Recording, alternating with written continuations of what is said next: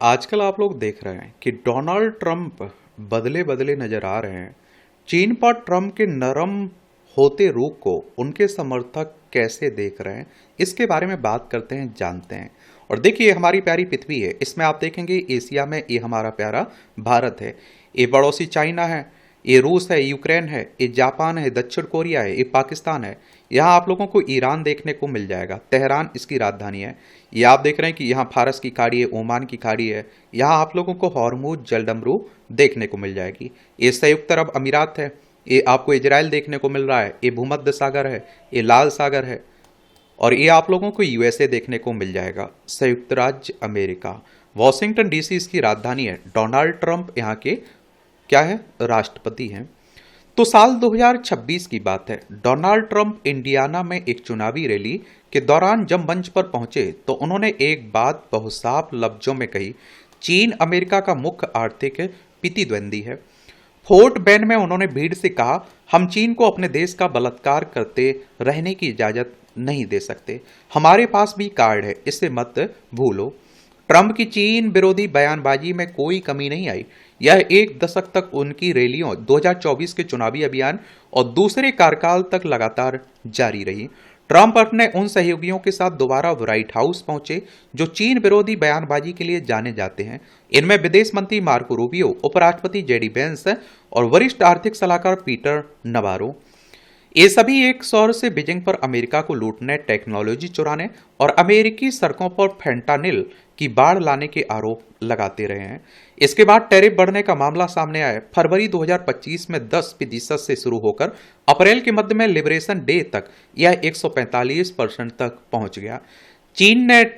Trump ने चीन और अमेरिका के कई अन्य व्यापारिक साझेदारों पर भी इंपोर्ट टैक्स लगाने की शुरुआत को लिबरेशन डे ही नाम दिया।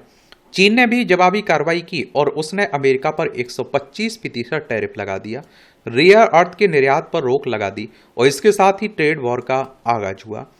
अब बीजिंग दौरा, इसके बाद इसी हफ्ते ट्रंप का बीजिंग दौरा हुआ है और Trump great hall of the people में रेड कारपेट पर पहुंचे, जहां सैकड़ों बच्चे झंडे लहरा रहे थे और एक सैन्य बैंड स्टार स्पैंगल्ड बैनर की धुन बजा रहा था। और ट्रंप ने चीनी राष्ट्रपति शी जिनपिंग से कहा, आपके साथ होना सम्मान की बात है, आपका दोस्त होना भी सम्मान की बात है।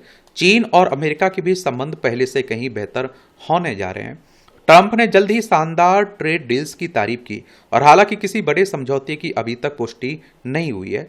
रिपोर्ट्स के मुताबिक चिप मेकर एनवीडिया को 10 चीनी कंपनियों को सेमीकंडक्टर बेचने की मंजूरी दी गई और बोइंग को 200 विमान का ऑर्डर मिला। सिटी को चीन में सिक्योरिटीज कारोबार चलाने की मंजूरी भी मिल गई है। लेकिन नरम बयानबाजी और सौहार्दपूर्ण माहौल के बीच चीन के खिलाफ कड़ा रुख से ट्रंप की रिपब्लिक पार्टी का पारंपरिक रूप से अधिक आक्रामक रवैया साफ झलकता है। शिखर बैठक से एक हफ्ते से भी कम समय पहले अमेरिकी विदेश मंत्रालय ने 3 चीनी कंपनियों पर प्रतिबंध लगाए। आरोप था कि उन्होंने मध्य पूर्व में अमेरिकी बलों पर हमले में मदद के लिए ईरान को सैटेलाइट तस्वीरें उपलब्ध कराई। और लेकिन इसके अलावा और कई अहम मुद्दे अभी भी बाकी हैं। इनमें सबसे प्रमुख ताइवान का मुद्दा है, जिसे बीजिंग अपना हिस्सा मानता है, चाइना अपना हिस्सा मानता है। यहाँ आप लोगों को ताइवान देखने को मिल जाएगा, ताइपे इसकी राजधानी आपको देखने को मिल जाएगी। ट्रंप ने 14 अरब डॉलर की उस लंबित हथियार बिक्री पर बहुत कम जानकारी दी, जिसे चीन पर सख्त रुख रखने वाले डेमोक्रेट और रिपब्लिकन पार्टी के नेता जरूरी मानते हैं। दौरे से पहले दोनों दलों के सीनेटरों के एक समूह ने ट्रंप को चिट्ठी लिखकर अपील की कि वह हथियार बिक्री को आगे बढ़ाएं और अपने चीनी समकक्ष को औपचारिक रूप से इसकी जानकारी दें। ट्रंप ने एयरफोर्स वन में पत्रकारों से कहा, ताइवान के मुद्दे पर शी जिनपिंग बहुत मजबूती से सोचते हैं, मैंने किसी भी तरफ कोई प्रतिबद्धता नहीं दी। उन्होंने यह भी कहा कि हथियार बिक्री को लेकर वह काफी कम समय में फैसला करेंगे। गौर करने वाली बात यह भी रही कि बैठक के चीनी विवरण में ताइवान को सबसे अहम मुद्दा बताया गया और उसमें कहा गया कि अगर इस मुद्दे को हल नहीं किया गया तो टकराव और यहां तक संघर्ष भी हो सकता है और जिससे पूरे संबंध गंभीर खतरे में पड़ सकते हैं। वहीं व्हाइट हाउस के बयानों में ताइवान का कोई जिक्र नहीं था। मागा में कैसे देखा जा रहा है, मेक अमेरिका ग्रेट अगेन मागा आंदोलन से जुड़े कुछ लोगों ने चीनी बयान को धमकी के तौर पर देखा। ट्रंप के पूर्व रणनीतिक स्टीव वेनन ने पॉलिटिको से कहा कि मैं हैरान हूं, लोग इसे सकारात्मक माहौल बनाने की कोशिश कर रहे थे, लेकिन उन्होंने शी जिनपिंग शुरुआत ही धमकी से की। यह इतना खुला और साफ था कि उन्होंने इसे सबसे ऊपर रखा। हालांकि कैपिटल हिल में चीन पर सख्त रोक रखने वाले नेताओं और ट्रंप के सहयोगियों में से ज्यादातर लोग यात्रा के बाद काफी हद तक चुप रहे। उन्होंने ट्रंप के दोस्ताना रवैये और ताइवान पर अस्पष्ट बयानों पर बहुत कम प्रतिक्रिया दी है।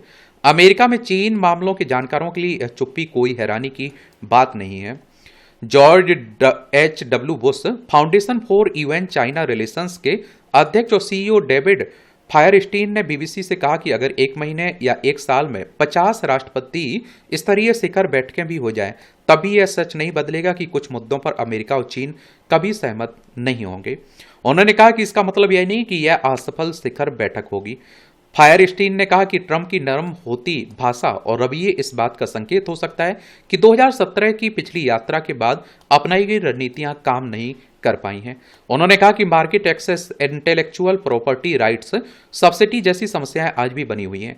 सूची बहुत लंबी है। 8 साल तक ये टैरिफ लागू रहने के बाद भी इनमें से कोई समस्या हल नहीं हुई है। ताइवान का सवाल। काउंसिल ऑन फॉरेन रिलेशंस में एशिया स्टडीज के फेलो डेविड सेक्स ने कहा कि ट्रंप के नरम रवैये का असर दूसरे अधिकारियों, रिपब्लिकन सांसदों, उनके समर्थकों पर भी पड़ सकता है। उन्होंने कहा कि पहले ट्रंप प्रशासन और हाल के किसी भी दौरे दूसरे अमेरिकी प्रशासन के मुकाबले या कहीं ज्यादा ऊपर से नियंत्रित सिस्टम है। मुझे लगता है कि प्रशासन में ज्यादातर लोग सिर्फ नीतियों को लागू करने की भूमिका में है।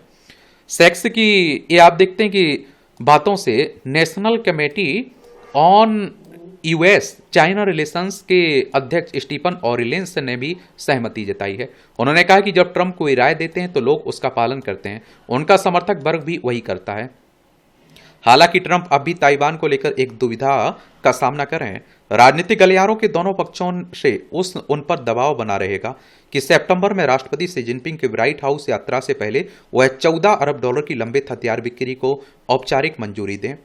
और सेक्स ने कहा है कि मुझे लगता है कि कांग्रेस लगातार चिट्ठी लिखकर ट्रंप प्रशासन से ताइवान को हथियार बिक्री की मंजूरी देने की मांग करती रहेगी। उन्होंने कहा कि तब तक जब भी प्रशासन के वरिष्ठ अधिकारी कांग्रेस के सामने जाएंगे, उनसे या आप देखते हैं कि क्या उनसे ताइवान को हथियार बिक्री की स्थिति पर सवाल पूछे जाते रहेंगे।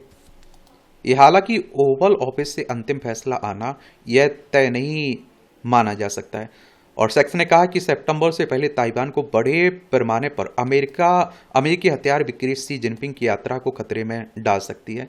$14 अरब का पैकेज अब वास्तव में बड़ा सवाल बन गया है। बाकी आप लोग क्या सोचते हैं, अपनी राय बता सकते हैं। और ईरान में कह रहा जा रहा है कि डोनाल्ड ट्रंप फंस चुके हैं, समझ रहे हैं आप लोग। और यहाँ आप देखते हैं ना ये युद्ध खत्म हो रहा है और ना ही कोई समाधान हो रहा है। ना ईरान हार मान रहा है और ना ही अमेरिका हार मान रहा है।